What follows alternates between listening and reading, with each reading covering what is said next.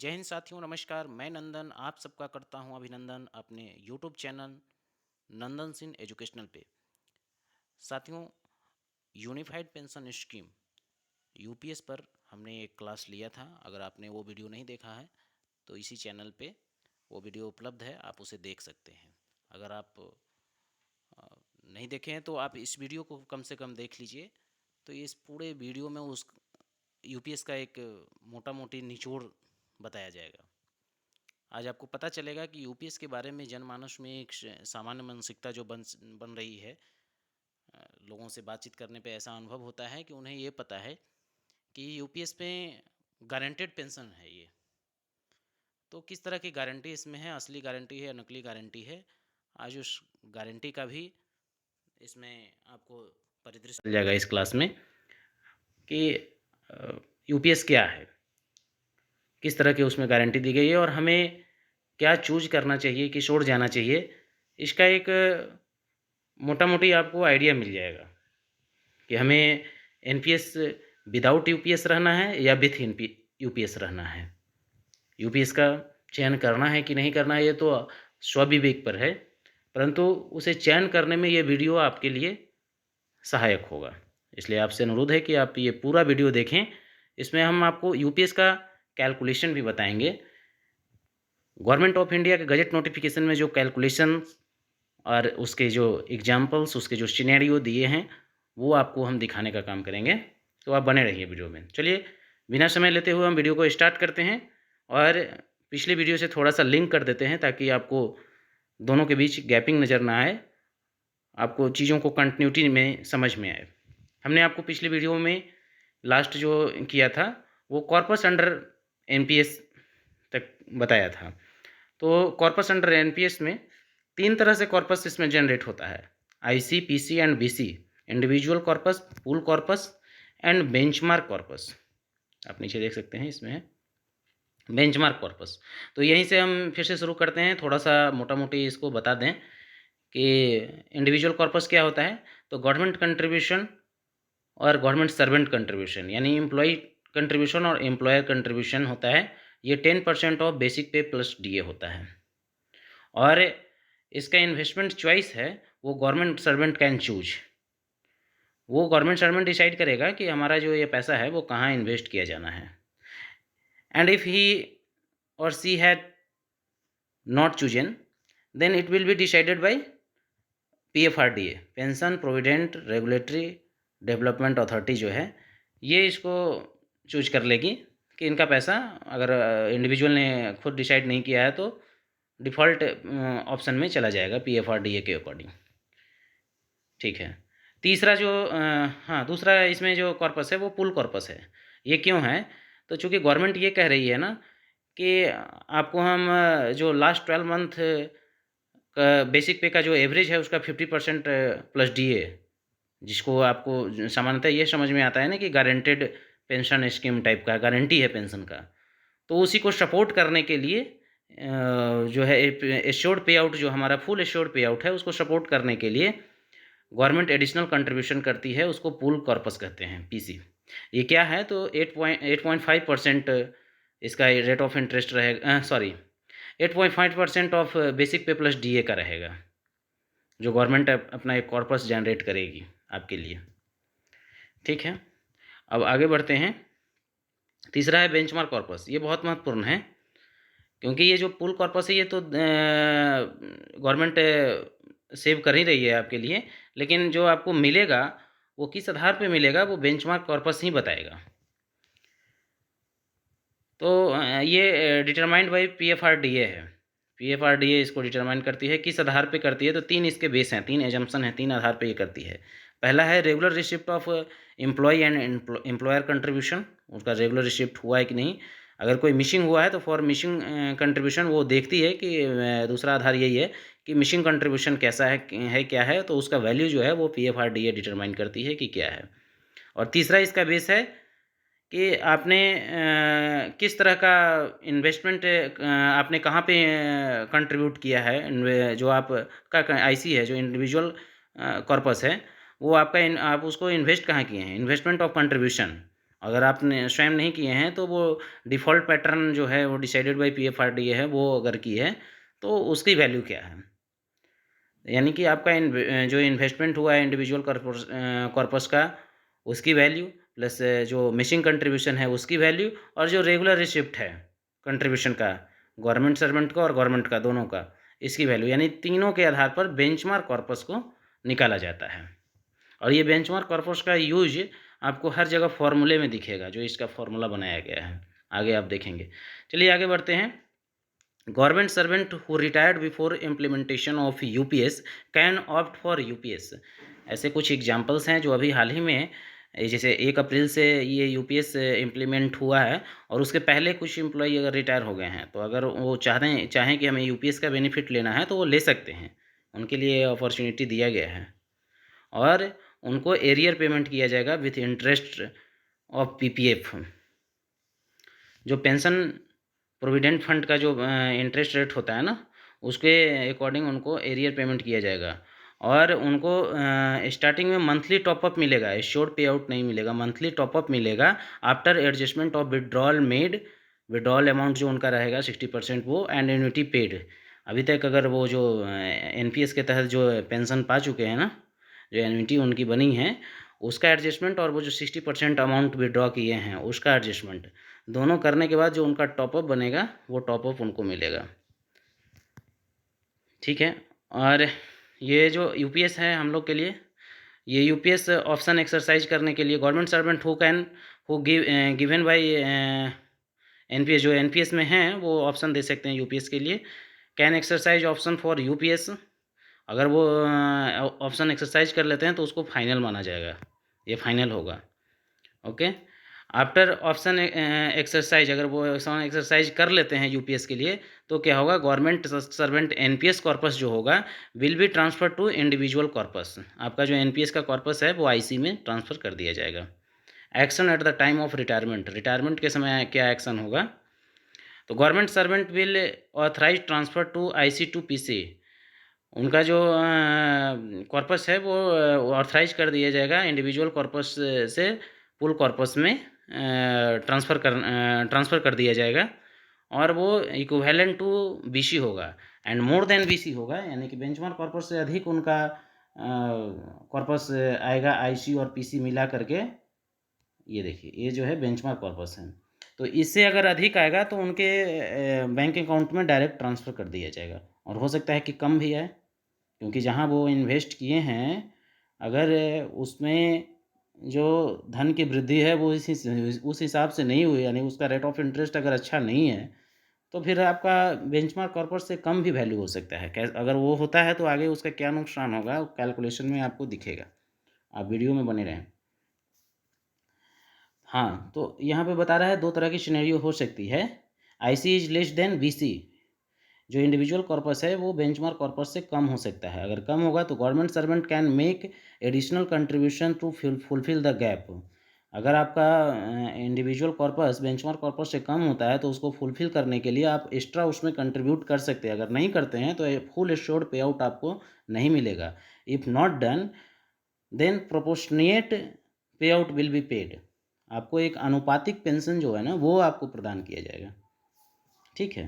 दूसरा सिनेरियो ये है कि if IC is greater than BC, हमने आपको पहले ही इसके बारे में बताया कि इंडिविजुअल कॉर्पस अगर है वो बेंचमार्क कॉर्पस से अगर अधिक है, then government servant allow transfer to individual corpus to pool corpus equal to BC and remaining amount will be credited in account of government servant. बचा हुआ पैसा आपको दे दिया जाएगा अगर आपका कंट्रीब्यूशन बेंचमार्क से ज़्यादा आता है तो। ठीक है। गवर्नमेंट सर्वेंट जब सुपर एनुएट होता है, ऑन सुपर एनुएशन ये देखा जाएगा कि उन पर कोई डिसिप्लिनरी प्रोसीडिंग तो पेंडिंग नहीं है, अनुशासनात्मक कार्रवाई की प्रक्रिया तो ये नहीं चल रही है, disciplinary proceeding and disciplinary proceeding contemplated तो नहीं है। अगर है तो उसके लिए separate guideline will be issued, अलग से गाइडलाइन है उसका देने के लिए दिया है। अब ये PFRDA can make regularisation for make regulation for operationalisation of UPS.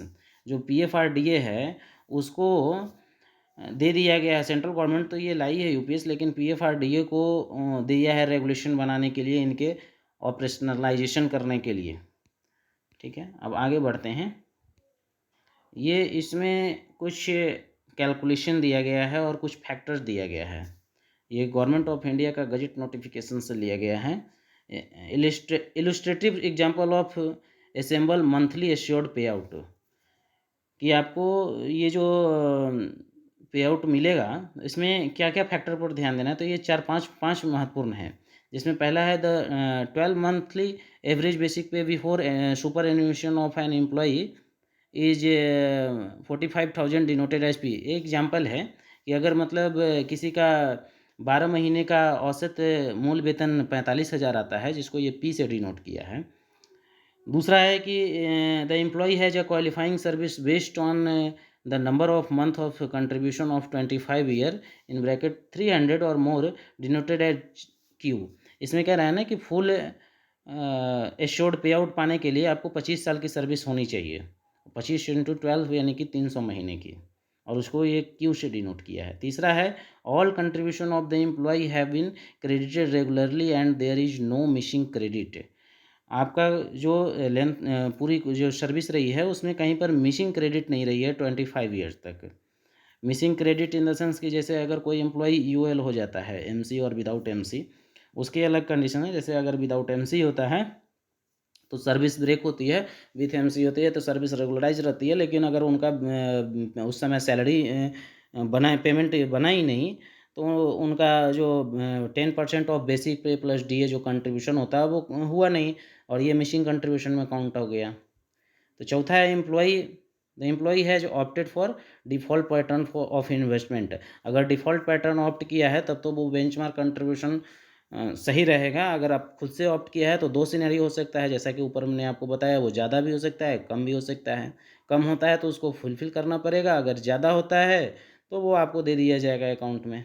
पाँचवां है the employee did not make any partial withdrawal. अगर आपने वो पार्शियल विड्रॉल तो कोई नहीं किया है, अगर पार्शियल विड्रॉल किया है तो फिर आपको फुल एश्योर्ड पे जो पे आउट है वो नहीं मिलेगा। तो ये सारी चीज़ें हैं, अभी आपको पता चलेगा अभी इसमें कि गारंटेड पेंशन नहीं है। अब कैसे नहीं है कि देखिए, पहला सिनेरियो है परिदृश्य 1 में आप देख सकते हैं, the employee fulfil all condition 1 to 5, जो हमने ये फैक्टर आपको बताया 5 ऊपर से 1 से 5 तक के, अगर ये सारे चीज़ को अगर आप फुलफिल किए हैं तब तो इसका एक मिनट मैं बता देता हूँ राउंड करके। ये जो फॉर्मूला है ये बहुत महत्वपूर्ण है। अगर सब कुछ फुलफिल किया है और इस फॉर्मूले पे सेट करेंगे तो आपको फुल एश्योर्ड पे आउट मिलेगा, यानी पूरी पेंशन मिल जाएगी। जैसे देखिए इस केस में क्या हुआ है कि इनका इंडिविजुअल कॉर्पस 50 लाख का है और बेंचमार्क कॉर्पस जो है वो भी 50 लाख आ गया है। तो इनका जो लास्ट 12 मंथ एवरेज बेसिक पे था वो 45,000 ऊपर में हमने ये एग्जांपल में दिया था। तो 45,000 upon 2 into 300 upon 300 into 50 lakh upon 50 lakh, ये दोनों ये हाँ ये कट गया तो 45,000 बटा 2, ये 22,500, इसी को कहेंगे फुल एश्योर्ड पे आउट, पूरा इनको मिल गया, इसी पे प्लस डीए मिल जाएगा। ये तो बहुत अच्छा है। अब इसके आगे इसके जो कमी है वो पता चलेगा आपको, जो जहाँ से आपको ये महसूस होने लगेगा कि इसमें गारंटी फिर है कहाँ। जैसे अगर आपके साथ किसी तरह की समस्या हो जाती है नौकरी में, मतलब आप किसी कारणवश अगर मिस कर गए, कंट्रीब्यूशन नहीं हो पाया, कभी ईओ नहीं हो गए, या कोई ऐसी परिस्थिति बन गई जिसके वजह से कंट्रीब्यूशन नहीं हो पाया है, या मिस हैपनिंग का केस अगर कोई हो गया है जिसमें कि आप 25 साल की सर्विस कंप्लीट नहीं कर पा रहे हैं, तो वैसे केस में आपको फुल एश्योर्ड पे आउट नहीं दिया जा रहा है। जो आप पूरा आप पेंशन की बात आप कर रहे हैं कि last 12 month of average basic पे प्लस डीए जो है वो जितना मिलना चाहिए, वो ये कैलकुलेशन में तो वो शो होगा, लेकिन एक्चुअल जो उसका अमाउंट आएगा वो कम आएगा। अब कैसे कम आएगा आप देख सकते हैं, सिनेरियो 2 को देखिए, आप वो कंप्लीट सिनेरियो देखेंगे तो आपको पता चल जाएगा कि गारंटी नहीं है आपको पूरे पेंशन की। जैसे देखिए एग्जाम्पल 2 सिनेरियो 2 में क्या किया है कि इनका जो लेंथ ऑफ सर्विस है, ये जो क्वालिफाइंग सर्विस है वो 15 साल ही रहा है, तो 15 गुना 12 यानी कि 180 महीना। अब इसको ये फॉर्मूला में अगर हम सेट करेंगे आप ला करके, तो ये 45,000 ही बेसिक पे इनका मान लीजिए अंतिम 12 महीने का।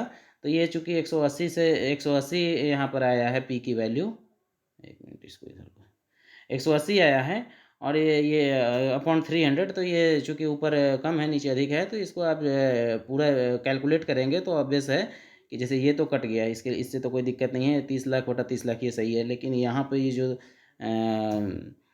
नॉमिनेटर में अधिक है, डिनोमिनेटर में कम है, और इसको जब अगर आप कैलकुलेट करेंगे तो देखिए जो 22,500 आना चाहिए था वो 13,500 आया। क्यों? क्योंकि इनकी लेंथ ऑफ सर्विस कम रही, 15 साल ही रही। ठीक है, अब आगे देखिए। सिनेरियो थर्ड में है कि इनका आईसी इंडिविजुअल कॉर्पस और बेंचमार्क कॉर्पस दोनों 25-25 लाख है, सही है, लेकिन इनकी लेंथ ऑफ सर्विस जो है 10 साल की है। तो 10 साल की है, तो इसको जब फॉर्मूले में आप सेट करेंगे तो टोटल इनका जो है 9,000 आ रहा है। एक मिनट, हाँ, इनको जब आप फॉर्मूले में से 10 साल की है तो 10 गुना 12 120 महीना हो गया, और ये नीचे तो ये 300 रहता ही है क्योंकि 25 साल का ये लिया जाता है, और ये कट गया 25 लाख बटा 25 लाख, सही है। लेकिन इसके वजह से 120 महीना होने के कारण इनका 9,000 आ गया। लेकिन यूपीएस में ये भी एक चीज़ का, हाँ, यहाँ एक चीज़ की गारंटी दिख रही है कि अगर इस तरह की स्थिति आई है जिसमें कि आपका आईसी फिट है और बीसी तो पीएफआरडीए ही डिसाइड किया है, और लेंथ ऑफ सर्विस कम भी है, तो 9,000 अगर आ रहा है तो मिनिमम आपको 10,000 दिया जाएगा। लेकिन ये तभी जब आपका आईसी ठीक है, इंडिविजुअल कॉर्पस सही है, तब यहाँ पे मिनिमम की गारंटी है कि मिनिमम 10,000 आपको दिया जाएगा। लेकिन यहीं पर आप एक अलग एग्जांपल देखिए तो आपको समझ में आएगा कि गारंटी किस तरह की है। यहाँ पर देखिए, इस एग्जांपल को देखिए। जैसे इस केस में क्या हुआ है कि जो बीसी है वो 25 लाख है, लेकिन आईसी 22 ही लाख है। और ये भी जो है, जैसे पहले आपने देखा 10 साल की सर्विस किया था और 120 महीना यहाँ पे था, यहाँ भी आपको 10 साल की सर्विस है, 120 महीना है, लेकिन आईसी कम रहने, यानी कि यहाँ पर कहीं ना कहीं इनका जो है मिसिंग कंट्रीब्यूशन रहा होगा, इस वजह से इनको जो है 8800 रुपया ही बन रहा है। ये 22 लाख, ये अपॉन ये 25 लाख है, और ये 120 है, इधर 300 है।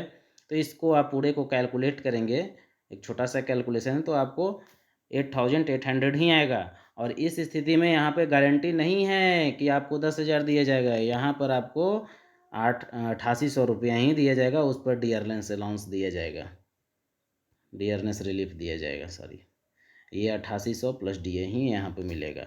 यहाँ पे 10,000 की गारंटी नहीं है।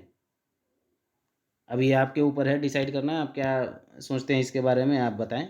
आप इस वीडियो को देखने के बाद आप कमेंट बॉक्स में अपना राय भी देंगे कि किस तरह की चीज़ें हैं, हम आप लोग से भी समझने की कोशिश करेंगे।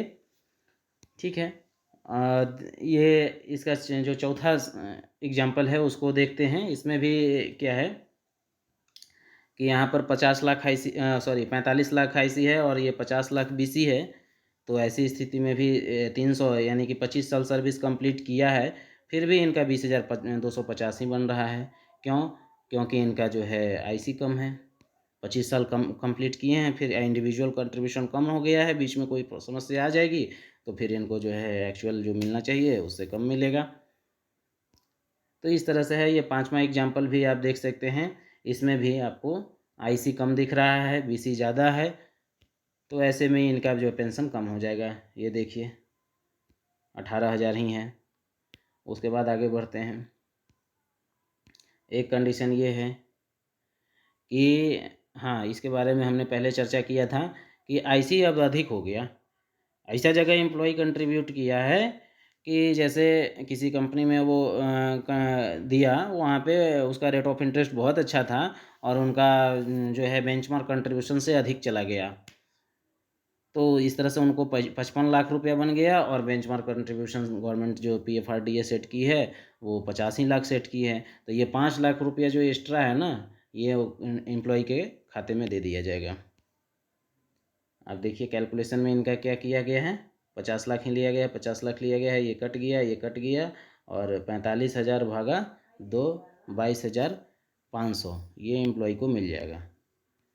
ठीक है, इसके बाद आप ये लास्ट एग्जांपल ये है,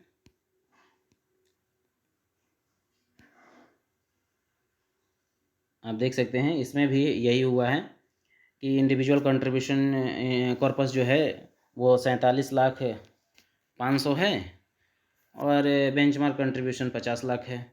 तो ऐसी स्थिति में भी यहाँ पे, और 25 साल की सर्विस है 300/300, फिर भी उनको 21,375 होता है मिल रहा है, जबकि एक्चुअल में अगर सब कुछ कंप्लीट हुए किए होते तो यहाँ पर इनको 22,500 मिलता। अब आगे बढ़ते हैं। जो यूपीएस में ये जो आपका फुल एश्योर्ड पे आउट और एश्योर्ड पे आउट है, इसके अलावा जो आपका जो एम्प्लॉय कंट्रीब्यूशन, एम्प्लॉयर कंट्रीब्यूशन जो सेव हो रहा है आईसी में, तो उस पर जो मिल रहा है वो भी आपको बेनिफिट एक यहाँ पर जो देखने को मिलता है वो मात्र 10% है बेसिक पे प्लस डीए का। तो आपको यहाँ पे देख सकते हैं क्या लिखा है, illustrative example of lump sum payment on superannuation or voluntary retirement after 25 years of qualifying service and retirement under FR 56J. The basic pay at the time of retirement and the earners allowance have been assumed are as under. ये रहेगा एक example set किया है कि FR 56J जो CCS pension rule 1972 का है ना, तो उसमें जिस तरह से एक एग्जाम्पल इसने लिया है कि अगर उसका बेसिक पे लास्ट 12 मंथ नहीं सॉरी, यहाँ पे लास्ट 12 मंथ का नहीं दिखा, वहाँ पे यहाँ पे देखा गया कि लास्ट आपका ड्रॉन बेसिक पे क्या है। तो लास्ट जो ड्रॉन बेसिक पे है वो 45,000 इनका है एग्जाम्पल में, और उस समय मान लीजिए कि डीए का रेट 53% है, तो ये निकालने के बाद इनका 28,500 आता है, और एक इमॉल्वमेंट्स बनाया जाता है, सेट किया जाता है। तो इनका जब ये दोनों को ऐड करेंगे तो इनका इमॉल्वमेंट्स 68,850 रुपया बना टोटल इमॉल्वमेंट्स। तो इनको जो है एक मुश्त रकम जिसको कहते हैं ना लमसम अमाउंट जो मिलने का है, कि लमसम अमाउंट आपको क्या मिलेगा, तो आपको जो है टोटल इमॉल्वमेंट्स का 10% इंटू एल क्या है, ये लेंथ ऑफ सर्विस को बताता है। लेंथ ऑफ सर्विस कैसे डिसाइड होगा, where L equal to number of 6 monthly completed year of service based on the number of months for contribution to individual's pension corpus. इसका मतलब ये है कि जैसे अगर आपने 20 साल की नौकरी किया, ठीक है, तो 20 साल और 6 मंथली जो है, 6 मंथली को अगर एक यूनिट काउंट किया जाए, एक यूनिट काउंट किया जाए, हाँ, तो 20 साल की आपने अगर सर्विस किया है तो आपका जो एल होगा वो 40 हो जाएगा, क्योंकि एक साल में जो है 2 यूनिट हुआ, तो 6 तो 2 इंटू 40, तो सॉरी 2 इंटू 20, यानी कि ये क्या है इसका ऑपरेशन, हाँ एनीवे ये ऑपरेट करने में हमें थोड़ी असुविधा हो रही है। अगर आप कैलकुलेशन समझ सकते हैं कि जैसे अगर आपने 10 साल का सर्विस कोई कंप्लीट किया है, तो 6 मंथली अगर उसको कैलकुलेट करेंगे तो एक साल में अगर 2L आएगा, तो 10 साल में 2 गुना 10 यानी कि 20 आ जाएगा, ठीक है। हाँ, इधर एग्जाम्पल में दिया भी है, जैसे कि 10 ईयर्स है तो 120 मंथ है, तो नंबर ऑफ कंप्लीटेड 6 मंथ जो है 20 हो जाएगा, तो इनका लमसम अमाउंट जो है इतना होगा। Sorry, no lump sum will be payable if the service length is less than 10 years, less than यानी कि less than 120 months of the contribution as unified pension scheme is UPS is not applicable in such cases. हाँ, 10 साल से अगर कम की service है तो UPS तो आपके ऊपर एप्लीकेबल ही नहीं है फिर, ठीक है। तो इस तरह से हमने आपको दिखाया, ये आगे तो एनपीएस का, तो हमने आपको यूपीएस का ये कैलकुलेशन पूरा दिखाया। अब आप डिसाइड करने में थोड़ा सक्षम होंगे, महसूस करेंगे अपने आप को कि आपको किस ओर जाना चाहिए, ये आपका डिसीजन है। लेकिन यूपीएस में जो गारंटी की बात की गई है, तो गारंटी में इतने कंडीशंस दे दिए गए हैं, इतने ज़्यादा शर्तें हैं इसमें कि इसको अगर फुलफिल अगर आदमी करेगा तभी तो मिलेगा, और अगर उसके साथ कुछ मिसहैपनिंग हो जाता है कि कोई किसी तरह की दिक्कत आती है, जैसे मान लीजिए एम्प्लॉई अगर खुद उसका डेथ हो जाता है इन सर्विस, तो फिर उसको यहाँ पर बहुत ही बड़ा ग्रे एरिया दे दिया है, डार्क रखा गया है कि उसका फैमिली पेंशन का क्या होगा भाई। लेकिन अगर वो रिटायरमेंट के बाद अगर डेथ करता है तब उनको फैमिली पेंशन दिए जाने का प्रावधान इसमें दिया गया है। वो भी क्या, जो आपका एश्योर्ड पे आउट है उसका 60% है, एनीवे तो यही सब चीज़ें इसमें हैं। अब इसके आधार पे आप आपको डिसाइड करना है, और जो कॉम्पिटिटिव एग्ज़ाम की तैयारी करने वाले स्टूडेंट्स हैं उनको एग्जाम्पल के साथ देख करके क्लियर हो गया होगा। अगर इस पे कोई न्यूमेरिकल्स टाइप से अगर क्वेश्चन आए या कंडीशनल क्वेश्चंस आए, किसी तरह का आए, तो बनाने में, इसको हल करने में सक्षम हो जाएंगे।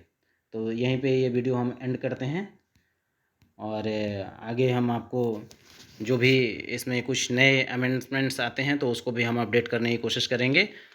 आप इस सीरीज को देखते रहें। ये सेंट्रल सिविल सर्विस रूल्स का एक मैं अपने चैनल पे प्लेलिस्ट बना दूंगा धीरे धीरे, उसमें एक एक वीडियो करके, और प्लेलिस्ट के माध्यम से आपको